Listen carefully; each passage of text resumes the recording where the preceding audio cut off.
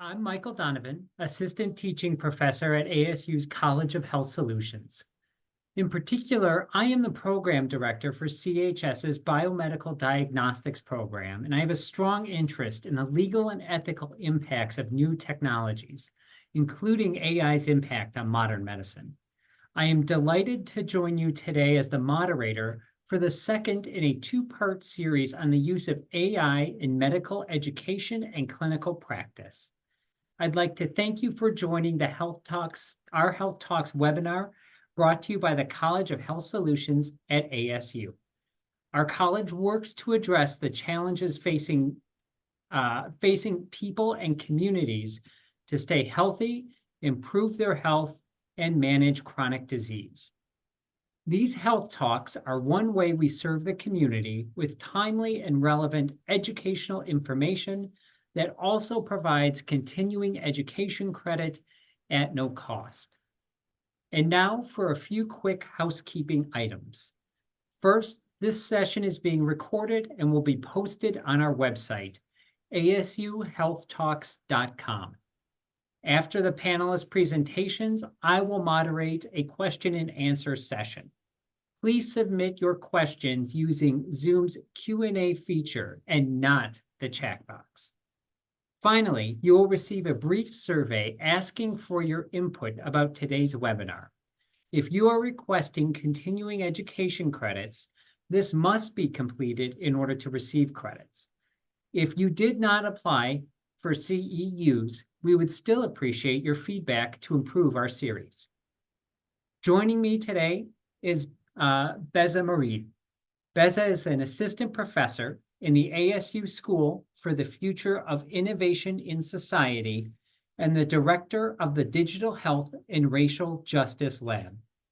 His work examines the political, social, and cultural dimensions of digital health innovation that exacerbate existing health inequities and the community and policy-driven response that work to promote digital health and equity. He is particularly interested in understanding these concerns within the domain of cardiovascular medicine. Beza will be followed by Dr. Craig Norquist. Dr. Norquist is an emergency medicine and informatics physician at HonorHealth, where he's also Chief Medical Information Officer. In this setting, he assists with creating governance and adoption of tools in healthcare, such as predictive indices, clinical decision support alerts, and appropriate use of clinical data for quality improvement. We are so fortunate to have both of these experts with us today as we explore ethics of artificial intelligence in medical education, the pros and cons. AI is used more and more in medical education with the intention of enhancing the learning experience and improving healthcare training. The benefits are there: personalized learning, enhanced diagnostics training, extensive data analysis. But what are the drawbacks and ethical considerations? Join us for a discussion on the increasing use of AI in medical education and what you need to understand for the future. Our first presenter is Beza Merid with a presentation titled Questioning the Inevitability of Transformative Medical Innovations. Actually, Michael, this is Carl. I just got an email from Beza saying that the power just went out where they are. So we'll just go ahead and switch and start with Dr. Norquist. All right. Well, thank you for that update, Carl. So we will start with Dr. Craig Norquist with a presentation titled AI in Medical Education. Thank you, Dr. Norquist.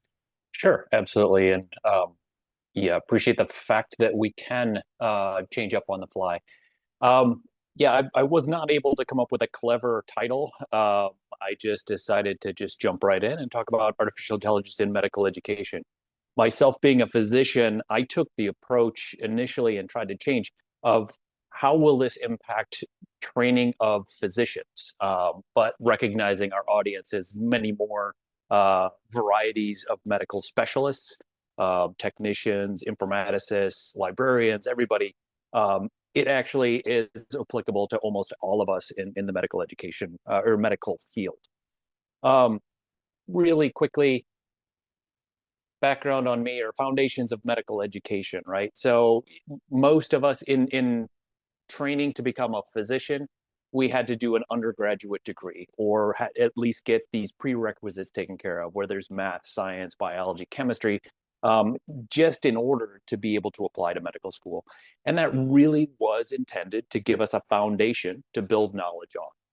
And I don't think I'm telling anybody anything new here. You guys all understand this, but it's really important as we move forward on how we might be applying artificial intelligence into the training.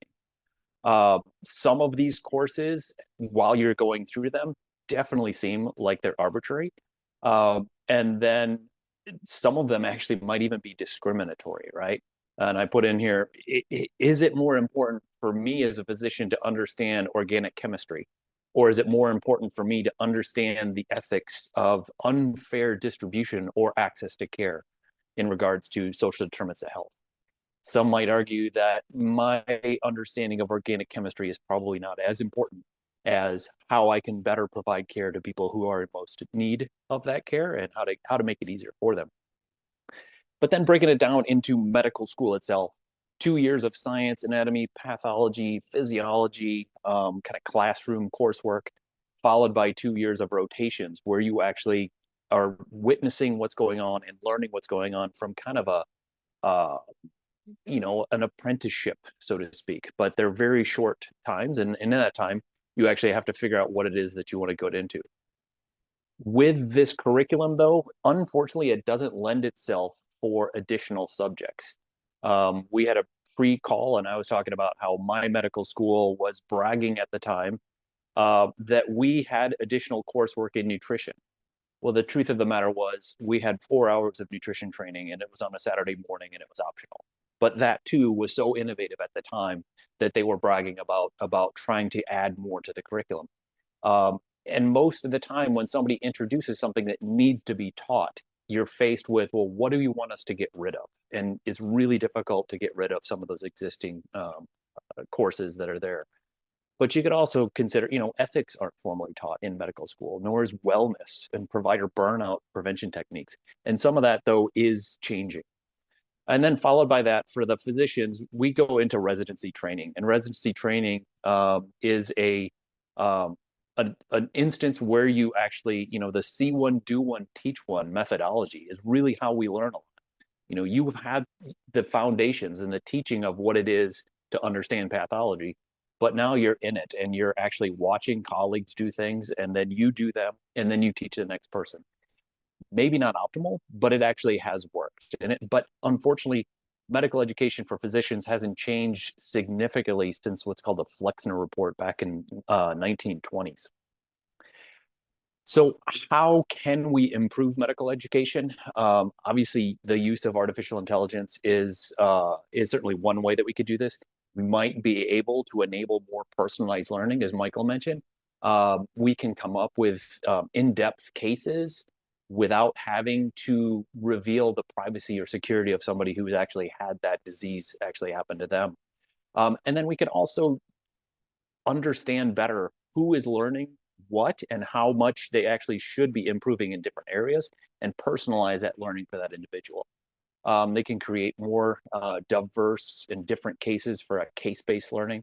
I went to med school and we were radical in that we had case-based learning where we sat in a large group of people and discussed pathology on basis of a case where a patient was going through whatever disease process that was. The problem was those cases are really difficult to come up with, and they sometimes would not necessarily cover all the details that you needed. And then other areas where we could talk about artificial intelligence would be augmented reality, where you have the goggles on, and instead of actually practicing on a human being, God forbid, you could actually practice in an environment where no harm, no foul. You can make mistakes. You learn from mistakes, but you don't want to make mistakes on people. An augmented reality situation would be the best place for that. Using artificial intelligence is really going to be important when we're talking about just the sheer amount of information or data that's there, right? In terms of the data that's in the EHR on an individual patient, But equally, the data that is being generated in the medical literature, it's nearly impossible for a physician or a nurse or a pharmacist or a technician to keep up on that literature as it's coming out day after day. And artificial intelligence may be something that can help us better synthesize that and give it to us in bullet points if it's used in a correct fashion. It can help us focus on the importance of some collaborative care models, like leveraging different minds, different levels of thinking, different ways of thinking. And then interestingly, Beza hopefully will talk about this a little bit more. His area of specialty is, we're finding bias in the way that we provided care. And it isn't that artificial intelligence is biased, but the data we fed into the algorithms has revealed that the way that we had typically taken care of patients was maybe not equal based on some seemingly arbitrary factors, or maybe it was a racial bias that was actually in there. And we're discovering that by leveraging large data models and large or different algorithms. And then also the ability of a human to factor, different components into a diagnosis. We're usually limited anywhere from 5 to 7 to 10 different components that we're looking for before we make a diagnosis. Artificial intelligence has almost innumerable inputs that it could take into consideration, and we can give them different weights on what's important and what might not be as important. But all of that comes with a potential con, right? What are the downsides of this? Obviously, you have to talk about cost and accessibility, right? Who has access to these best models, these best algorithms? And until or unless they're available system-wide and for everybody being educated in medicine, it's going to further change or widen that gap between the haves and the have-nots, right? Your medical training should not be dependent on the availability of models or of artificial intelligence or large language models. But hopefully, it will do the opposite. By making it more available to everybody, then you can have more access to many more different models, many more different cases that you wouldn't have had without it. Other things that usually come up when you talk about ethics and artificial intelligence include explainability. But really before that, and maybe these are a little bit interrelated, explainability is if you're relying on an algorithm to get you a diagnosis or a different output, you need to understand what's in that algorithm so that you can either trust it or not trust it, right? So there are multiple different examples that we can go through, hopefully in the Q&A about that. Another concern, though, would be if you now get to a place where you're continuously relying on algorithms to give, or artificial intelligence to give you an output, you might become over-reliant on that. And then you lose that ability to think critically and rationalize and come up with your own diagnoses.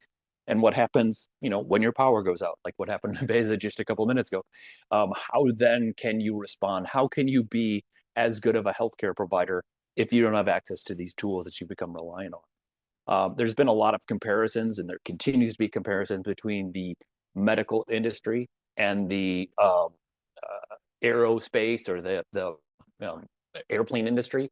And so pilots are trained to basically begin to fly without the use of any autopilot. And then as they use autopilot, occasionally they have to turn it off so that they can continue to realize and recognize when situations come up. And maybe we need to consider doing something like that in medicine. Other potential problems would be the worsening of bias through confirmation bias, right? You stop looking for a solution or for an answer as soon as you find an answer that satisfies you. But are we in our own little filter bubble where we're only looking for those things that are going to confirm what our thoughts are? When you're a physician or a nurse and you're operating off of a diagnosis, what's the harm in not necessarily looking for other potential diagnoses? And there's a considerable amount of harm. And you could potentially be only looking at it through that one lens. And then there's something called this attribution of knowledge and the illusion of explanatory depth, right? If you become more confident from using the internet or using artificial intelligence without fully understanding what's going on, then you're going to become probably overconfident and potentially dangerous in healthcare.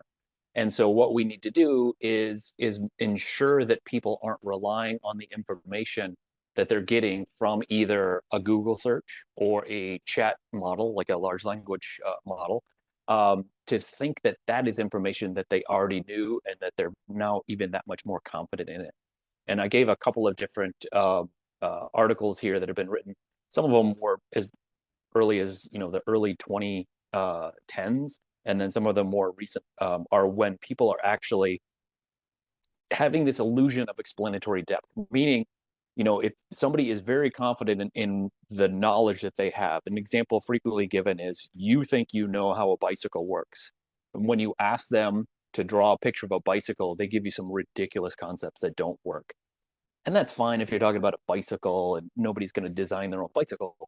But if you have a physician or a nurse or a pharmacist who has this misconception of how something actually functions, but they're so solid and so confident in their knowledge, it's going to lead to further problems. And then I think one thing that comes to mind almost immediately is, you need to have the clinical skills in whatever your role is in medicine, so that you can recognize when something's not right. And one of the problems with large language models is they tend to hallucinate. Well, how do you recognize if it's a hallucination if you've never had experience in whatever that disease entity is or in that treatment model is? And so you need to have that experience so that you can actually recognize what is and what isn't. A quick example, and Michael, I can see you, so wave if I'm going too long. Quick example is sepsis. Sepsis is a condition where when somebody has an infection, the body either is not reacting appropriately or overreacting to it, and they tend to get sicker and sicker, and it actually has become one of the leading causes of death. Well, it was one of the early use cases of predictive algorithms, right? So putting in a lot of inputs to a computer to tell you, hey, this person has sepsis, this person doesn't, do some things for that. Well, it's gotten a lot of critique because it's either missing cases or it's identifying too many cases. And as a clinician, when you're actually practicing, we then put this in front of the providers, the nurses, the doctors, in terms of an alert. And what this has led to is a lot of people becoming increasingly frustrated with getting alerts on things that they already knew. The indicators that were used to determine in the algorithm if somebody was septic or not were things that we were already doing to patients that we knew were septic. So it was telling us what we already knew. And then sometimes it was overcalling. And if you were confident or overly confident in the algorithm, you might have been over-treating patients that didn't necessarily need the additional antibiotics, the additional fluids, the additional medications to help elevate their blood pressure. And so there were a lot of problems with that. I think probably from my perspective as a CMIO and also now as a fellowship director, one of the things that it did do is it developed a lot of mistrust in algorithms. And we've got a lot of ground that we have to make up to ensure people that, you know, we're doing it right this time, not like what we did with sepsis. It really, you know, was at first when it came out, there was no explainability associated with it.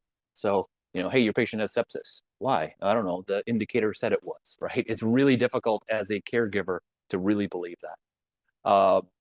So it's important for us to actually recognize the clinical criteria as well as understand what's actually being used to tell us, you know, if a patient is septic as one of those examples.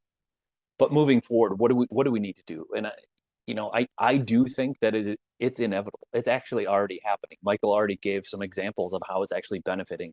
And so instead of letting it happen to us, we would really like to have it happen with us, right? Instead of people telling us, hey, I made this really cool AI model to do this for you or to replace you, why aren't we working with them side by side and having them actually help us do our jobs better or augment our jobs as opposed to replace us? And that hopefully will help to get more buy-in from physicians, from nurses, from anybody in the healthcare field. I'm not saying that we're going to have to teach everybody how to program or how to actually even, fully understand artificial intelligence, but at least we need to do a much better job of letting people know that there are limitations, that there are better ways to verify the information that maybe your large language model is giving you if something is actually a hallucination. And similar to not replacing human beings, I don't think it should be replacing actual parts of the curriculum, but it might actually augment it and make it easier to learn or give some input into how you could actually modify and maybe add some additional coursework in there. And then hopefully we can use it to help encourage more critical thinking, right? Turn off the autopilot, turn off the algorithms, make sure that you can still make a diagnosis based on some different factors. And then maybe test with and without at the same time concurrently so that you could see, oh, okay, yeah, I would have missed this or this. And then force users to do some independent verification, not through TikTok or YouTube, but actually do the literature search that's important. And our librarians at HonorHealth have been asked to find articles that are repeatedly manufactured or hallucinated by these large language models. So it's not enough to just put a journal article up there, but you need to actually find that journal article and read it yourself and make sure that you understand what's being said and that it hasn't been manipulated. That's really quick. Hopefully I did not go over. I just wanted to kind of touch on some of the things that I think are important, but obviously there's a lot more that we could and should be talking about. But hopefully that was a reasonable introduction. Greg, that was great. Thank you so much, excuse me, for that discussion. So up next, we have Professor Beza Merid with a presentation titled Questioning the Inevitability of Transformative Medical Innovations. Beza, thank you very much for taking the time to be with us. Great, thank you so much. Thank you for having me. Share my screen here. Right, so in a lot of ways, this talk really bridges what Craig was talking about. And so I'm interested in kind of thinking about what we believe to be the sort of inevitability of these kinds of transformative medical technologies. So today I'll focus briefly on generative AI tools like ChatGPT. One of the things that I find really compelling here is that oftentimes we see stakeholders with clinical and in particular corporate interests who make the claims that these kinds of technologies themselves are going to be a driver of change. Not necessarily that clinicians or work with patients or sort of shared sets of values will drive change in how we deliver care, but the technologies themselves. And so what I'm interested in thinking about here is in how the sort of notion of inevitability can kind of create an imperative that we have to adopt these kinds of technologies into medical education via seasonal, right? And so we see a lot of this stuff in the literature, in work coming out from these sort of corporate interests. And I think there's a really important opportunity to kind of question these basic ideas. And so what I want to do today is kind of think about why this framing can present an acute problem for medical pedagogy, and to also talk about why we should really think differently about innovations like generative AI in order to promote a more responsible and just digital health future. So I come to this work from the fields of critical digital health studies and responsible innovation. Kind of the defining problem that we tend to think about when it comes to pursuing digital health equity in particular is that the development of new technologies can oftentimes produce unequal benefits and risks that can exacerbate existing inequities. And so a critical component of doing this kind of work and promoting equity in biomedical innovation is really understanding and addressing the context-dependent barriers to uptake of, and in particular benefit from, digital health technologies that end up shaping these kinds of outcomes. And so just so we're all on the same page here, when we're talking about these GPT models, we're essentially talking about large language models that use deep learning in order to process large volumes of data and produce human-like responses, basically in response to sort of simple text prompts. And so, for example, a medical student might use a GPT model to ask it to summarize clinical literature or a patient history, or in some other way sort of engage with sort of a dense set of literature that they need to understand more clearly. And so when we think about those kinds of uses, it can be really easy to understand the appeal, right? Given, I think as Craig was talking about, the volume of work that medical students have to do and the burdens of memorization and sort of the traditional ways that we go through these kinds of processes. And in particular, the decisions that institutions have to make about what to include and what to exclude from these processes, this kind of a technological intervention could seem like sort of a simple answer, but in the kind of work that I do, we are oftentimes weary of the sort of technological determinism or the sort of technological solutionism that oftentimes comes with these ideas that a technology is going to immediately solve our problems, right? And so the sort of key is really sort of thinking carefully about what the trade-offs that we engage in when we're using these technologies.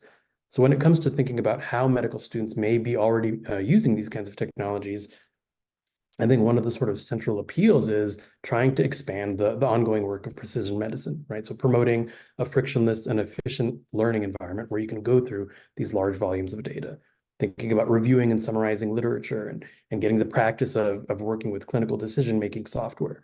And in particular, for the pedagogical process, thinking about generating flashcards and exam-style questions and really anticipating the kinds of things that students will need to know and using these technologies to sort of better understand them to really simplify that kind of work, right? And so essentially it's this idea of moving from maybe really sort of dense, complex concept systems, excuse me, that move towards a GPT output that really sort of summarizes things in a neat and efficient way that perhaps might be more digestible to students. And so again, very easy to sort of understand why this might come with a lot of appeal, but of course we have to think about all these different limitations. And so again, Craig touched on the hallucinations. There are a number of documented problems with these kinds of hallucinations in medicine and in the legal field, where basically they're producing information out of whole cloth. And the trouble is a lot of times users don't necessarily know that these kinds of models are really producing information without any kind of factual basis, right? So thinking about, in recent news, lawyers who got in trouble for submitting legal briefs that had false case law, right? Or physicians who are thinking about these kinds of technologies as a way to understand the field, or medical students in particular, I think gets us to the urgency of this kind of a problem. So I think the hallucinations are one issue. There is also, I think, some concern about academic dishonesty, but it seems like this isn't necessarily a pressing concern because, we have this idea that you can have augmented intelligence. You can use these technologies to sort of combine with your own human capacity to better understand the field, to better sort of understand the literature. And so I think while this is potentially a minor issue, it really doesn't seem like this is sort of where everybody is concerned. One thing that I think is especially compelling here is thinking about navigating emerging legal challenges. And so what happens when you are potentially at risk on the back end of using bad AI-generated medical advice, right? So thinking about potential risks for medical malpractice, particularly because these GPT models are not medical devices regulated by the FDA. There could potentially be HIPAA violations. And then also, I think the risk that is most compelling to me, given the work that I do, is the risk of medical misinformation coming from these models, right? And so one of the things that we're seeing documented now is a kind of reproduction of racist medical misinformation, right? And so one of the ongoing problems for, I think, people who do the kind of critical study of health and medicine that I do is being really concerned about the kind of reproduction of racial essentialism in medical pedagogy and then in medical practice, right? So thinking about how false beliefs about racial disparities in things like skin thickness and pain tolerance and a patient's brain size or kidney function or lung capacity oftentimes generates a lot of concern based on the disparities in the kind of care and the quality of care that patients will get based on what their observed race is in terms of the provider's perspective, or what their reported race is, and that could be incomplete, right? And so there's a lot of concerns about the imprecision that comes along with using race as a potential predictor of someone's health status. And so I think there's a lot of concern here in terms of how these kinds of technologies can really amplify this kind of a problem. I think given those concerns, there's a lot to be sort of worried about, but also given the work that I do, there are a lot of opportunities for us to think through potential solutions. And so in terms of what can be done, I think one suggestion that I would put forward is the idea of working within frameworks on the social sciences, like responsible innovation, right? And so responsible innovation is essentially a field of study that looks to think and act carefully about how and why we innovate, and in particular, to make the decision to not innovate in certain situations when we know that the risks outweigh the benefits, right? And so it requires a lot of sort of calculation about how we come to these determinations and how we understand who is benefiting and who's being harmed. But I think broadly speaking, within the framework of responsible innovation, we can exercise this kind of a framework to think about how we can anticipate problems and improve foresight by asking what if questions, and in particular doing that in a contextual and sort of situated way to think about what these technologies might do for particular patient populations. We can be reflexive about the role that we all play in sort of bringing particular biases to these processes, right? So the commitments and assumptions we make in terms of how these technologies work and whether or not we believe them to be sort of race neutral, for example. We can be inclusive in how we sort of build these technologies, right? So pursuing multi-stakeholder partnerships in building these technologies, but then also in assessing potential harms. And then also, I think importantly, we can be responsive about that, right? So we can learn from these processes and adjust courses of action based on how we perhaps design medical pedagogy or how we sort of issue guidelines for the use of, for example, ChatGPT in medical education. So I think responsible innovation as a framework is one set of tools that we might bring to this conversation. I think there are also ongoing efforts to promote structural competency. So again, thinking about how it is that trainees are taught to recognize barriers to care and reckon with factors that could lead to poor health outcomes, I think is going to be important. And so as these new technologies emerge, I think it'll be critical for us to also think about whether or not it's appropriate to put in technologies like ChatGPT as a potential digital driver of health inequity, right? And if so, what it means to then sort of adjust how we sort of establish clinical protocols, right? So thinking about structural competency as something we can really bolster in medical education is another approach. And then I think looking to the future, we can think critically about what the next generation of AI in medical education would look like, right? So ASU recently signed a collaborative agreement with OpenAI to sort of continue to develop these kinds of technologies for higher education in particular. So thinking about now as an opportune time to really sort of reflect on the priorities that are driving how we innovate and why we innovate and if we should innovate, I think presents an opportunity for us to really sort of ask critical questions and, if possible, change directions where we think we need to, right? And I think the ultimate outcome here is going to be to offer institutional guidance, to talk about potential harms and best practices. And this could come at the level of medical institutions and universities. It can come from practicing societies, the AMA. I think there are a lot of different stakeholders who can get involved here.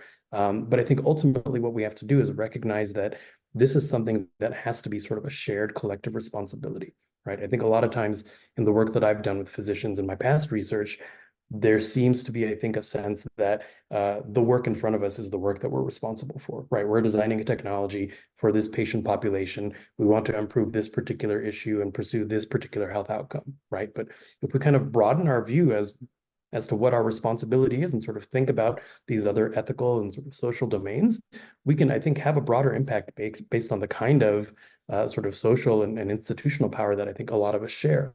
And so thinking about what it is we can do and how we can position ourselves based on our expertise and based on the kind of power that we have, I think enables us to sort of exercise these kinds of opportunities for change. And so I'll just stop here. I think while the advent of a lot of these technologies may well be inevitable, I think their inclusion in medical pedagogy or in medical practice doesn't necessarily have to be, right? We can stop and really sort of think carefully about where it is that we want to slow things down, and in particular, build off-ramps to these kinds of processes.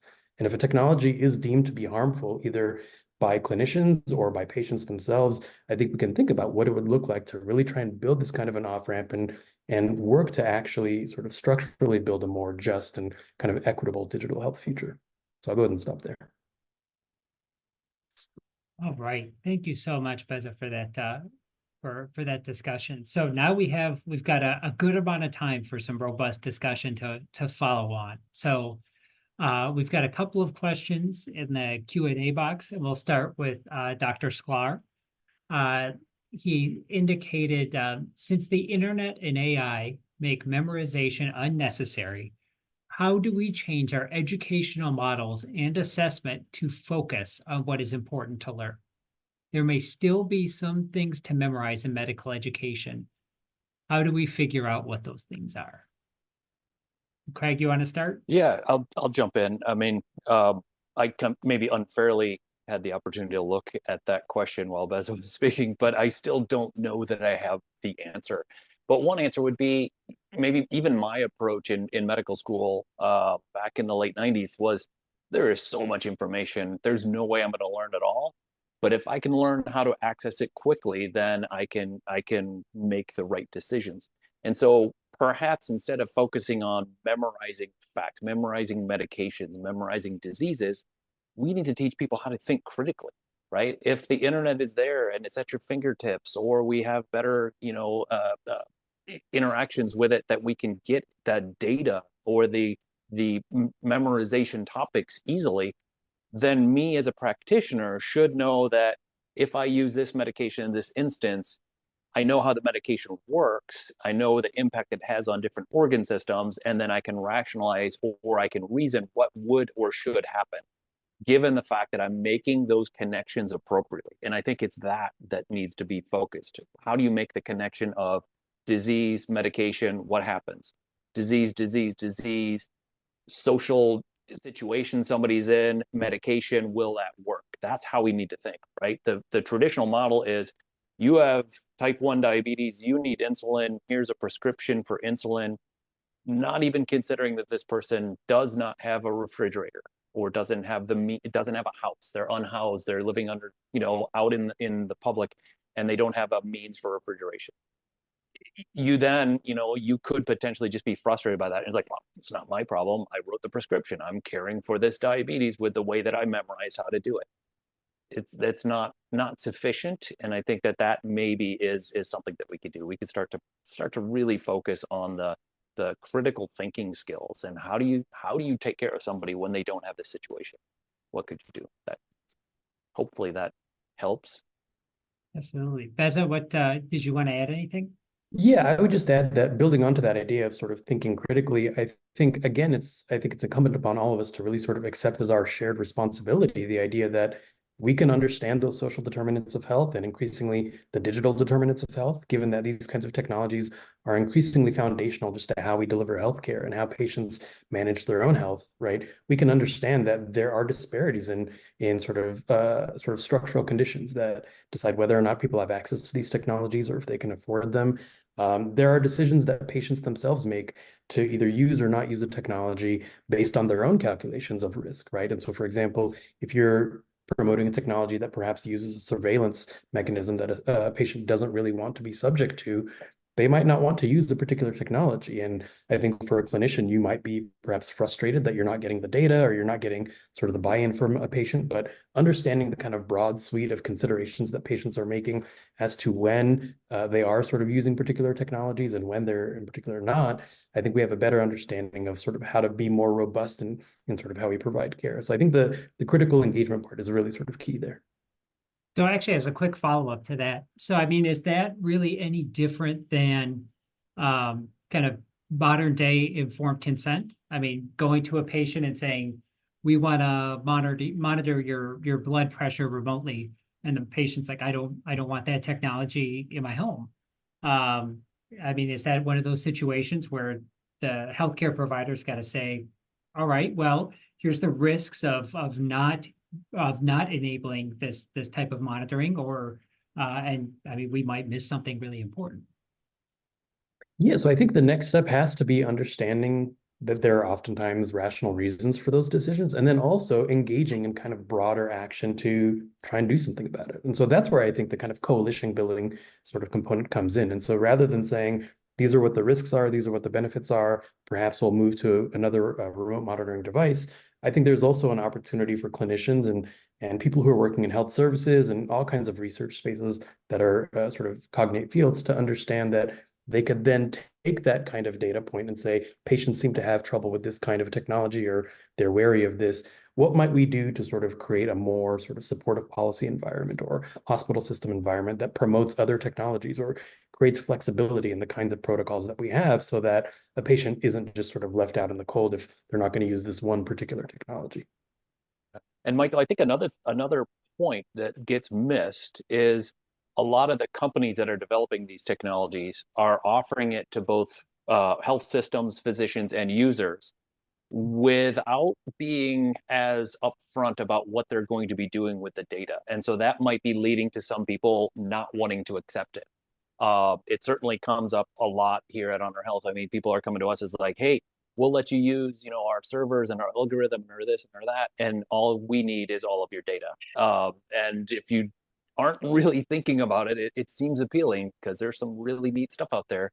But I think what we need to do, like Beza said, is have that conversation and develop trust both with our patients, our other clinicians, and the people who are developing these technologies, so that we understand, the use cases, what's going to happen with the information, and we can alleviate some of those concerns rightly so when we need to.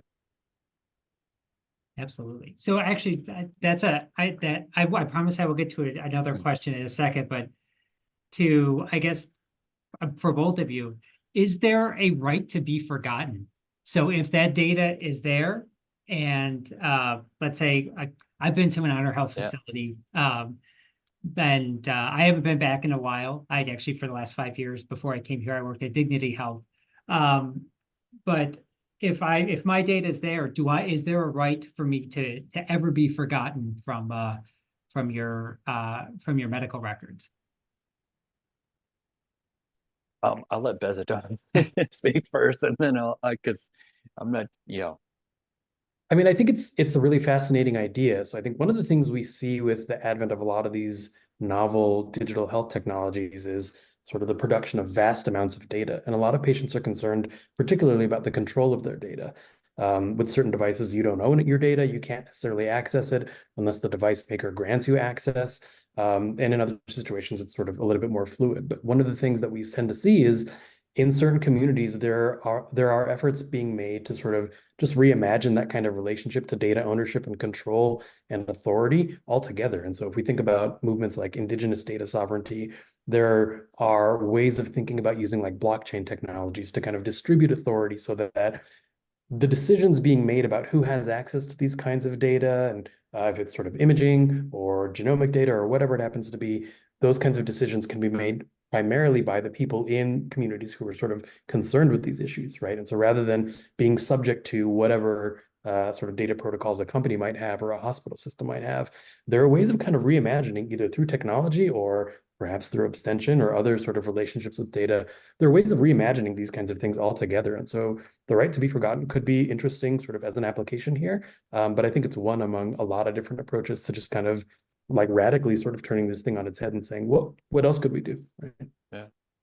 No, and I think part of the reason why I hesitated is thinking about this clinically as a physician caring for a patient. If I don't have all of their information, all of their history, of the medications they're on, probably not going to treat them appropriately. I may put them on a medication that interacts with one of their other medicines.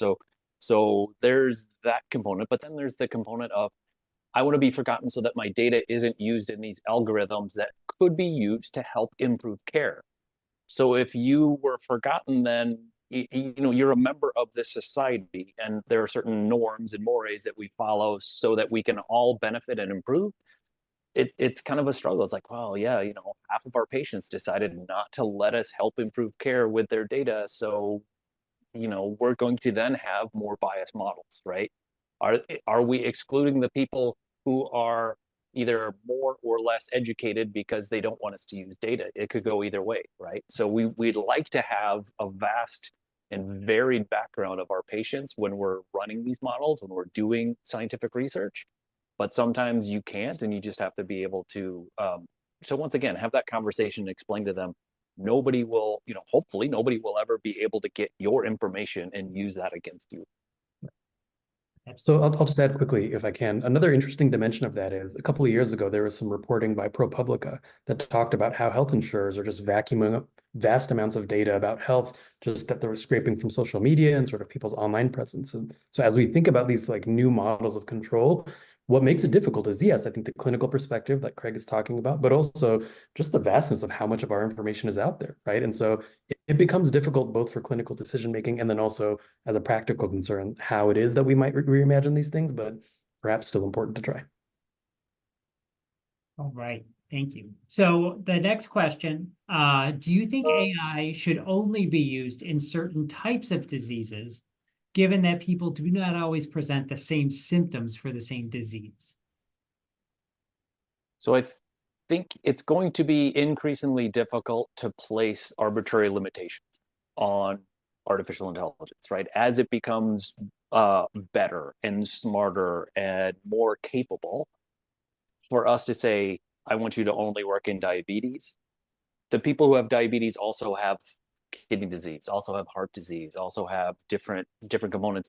And you really I don't think it would be a good idea to try to restrict it to just one, because then you're missing out on potential disease interactions and disease medication interactions. So I think the complexity of how patients present might lend themselves better for an artificial intelligence or an algorithm to help augment making a diagnosis, rather than, like I said, I can consider anywhere from 5 to 10 different inputs to make a diagnosis. an algorithm can take hundreds, or these large language models are now trillions of independent variables that they're weighing. And so, that might help us better discover either diseases or new medications or new ways to treat or diagnose. So I think that complexity of patients actually maybe lends itself for better use of algorithms. Yeah, I would tend to agree. I think maybe that is perhaps the wrong path to go down. I think maybe a better effort would be to sort of think about how to make the algorithms that we use or that we're going to develop more equitable and sort of more understanding of the fact that there are sort of biases that are built into these processes, right? So we can work on improving them. I wonder if maybe rather than just sort of diagnostic categories as like a vertical, I wonder if perhaps there are ways to limit, if we're going to find ways to limit sort of horizontally across sort of sets of criteria or sort of sets of populations to kind of think about the kinds of things we tend to see as, again, maybe a predictive tool to kind of aid in decision making, but also not as one that has sort of like a determinative effect. But yeah, I think the sort of vertical approach is just sort of thinking about individual and kind of siloed disease categories, perhaps sort of limits our abilities to kind of improve health. Wonderful. So up next, so can AI be used as a listening device that runs in the background along with a practitioner to create intervention plans for clients/patients? Are we there yet? And before either of you answer, so Amber, one of our faculty here in College of Health Solutions, indicated Village Medical is actually piloting an Alexa-type device that records and documents patient encounters while providers see patients. It will also generate some treatment plans as well. So what are your thoughts on that overarching question? So, Beza, if you don't mind, so there are multiple companies that are implementing a listening device. We call it ambient listening, right? So it's listening to the conversation that a provider is having with a patient, that a nurse is having with a patient. And then we have it currently limited to only creating the note of that interaction.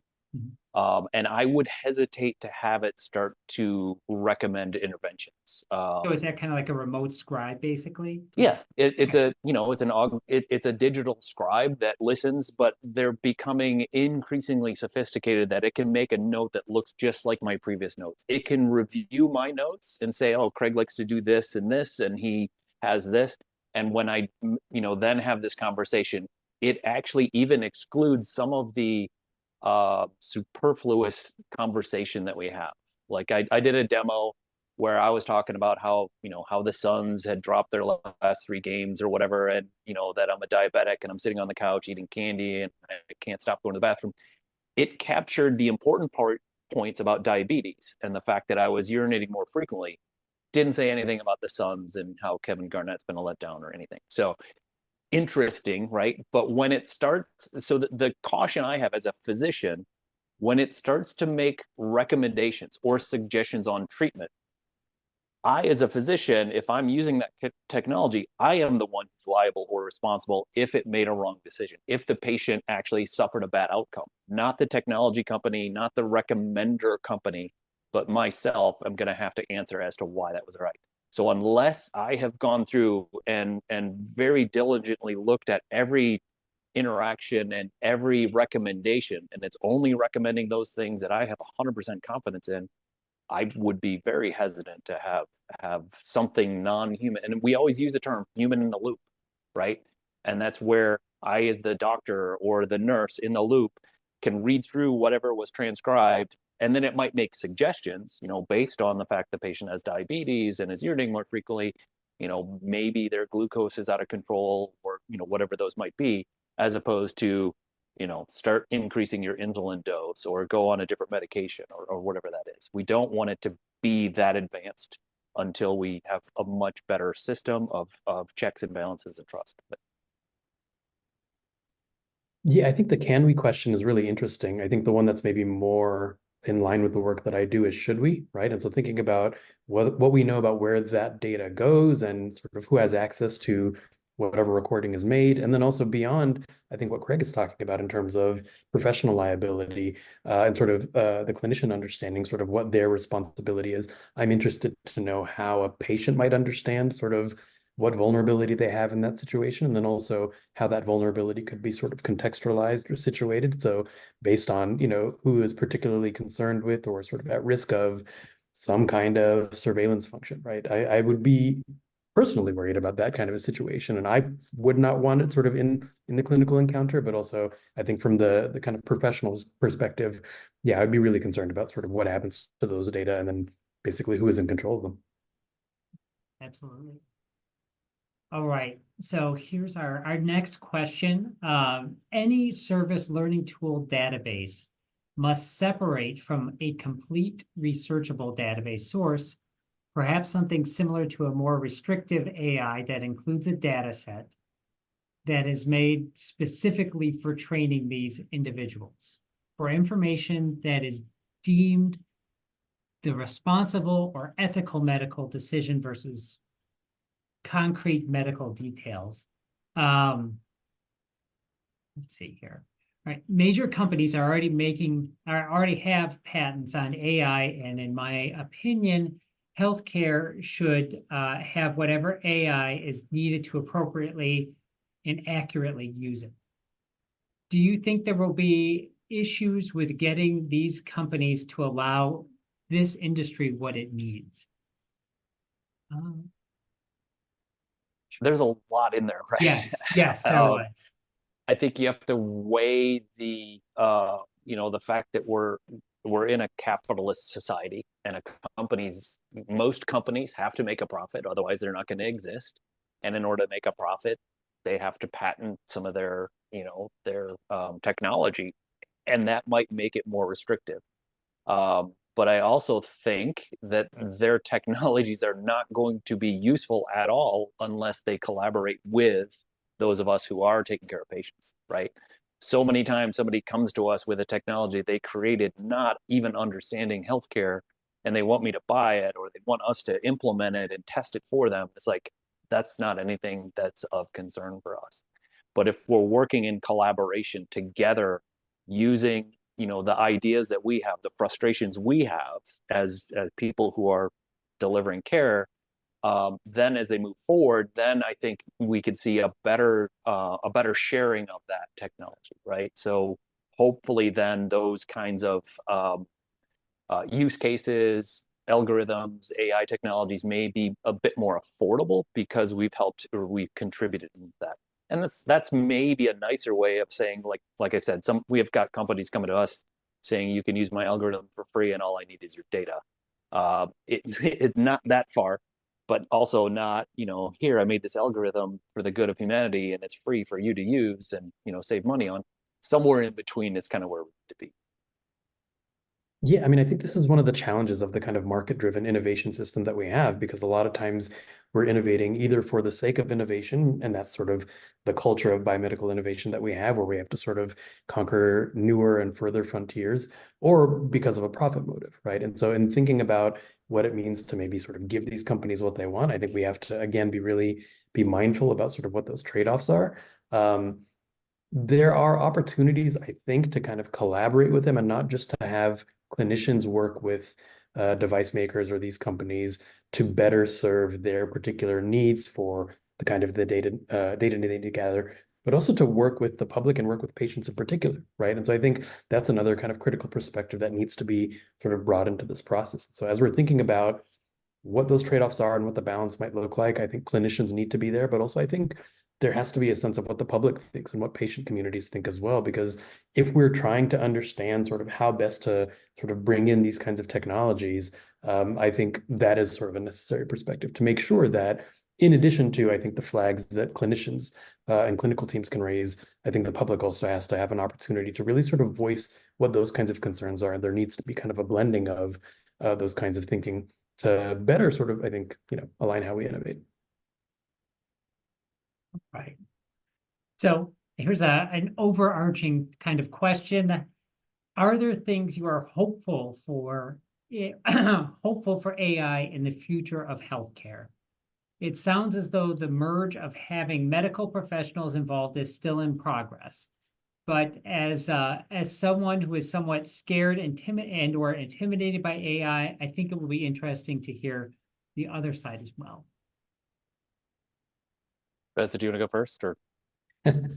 I mean, I am often a skeptic of these technologies. I think there are potentially opportunities to, again, maybe sort of proceduralize how we bring in sort of a broader and more robust set of perspectives and different kinds of expertise. And so if we wanted to think about ways to reimagine these technologies in order to have them serve the public interest in some way, if we wanted to collaborate and define what the public interest means in this particular context, that is something that potentially could have a role for these kinds of technologies. Oftentimes, though, I'm just sort of really, critical of these technologies. So I might not be the one to ask for this particular question.